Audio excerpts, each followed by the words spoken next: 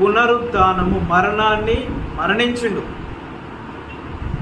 మరణించి సమాధి చేయబడి తిరిగి మరలా లేచాడు, మరణాన్ని జయించి. అందుకే చరిత్రలో ఒక పేజ్ అంటూ ఉంచారు. దేని కొరకు అంటే ఈరోజు కొరకు. చరిత్రలో పునరుద్ధానానికి ఒక పేజ్ ఉంచారు. ఇది మామూలు విషయమా? చరిత్రలో, ప్రపంచ చరిత్రలో ఒక వ్యక్తి మరణించి తిరిగి లేవకపోతే పునరుద్ధానం అనేటువంటి రోజు ఉంటుందా? ఏమండి?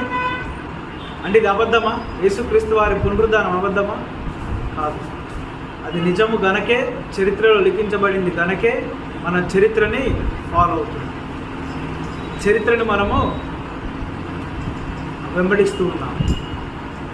కాబట్టి ఆయన మరణము నిజమే, ఆయన పునరుద్ధానము నిజమే.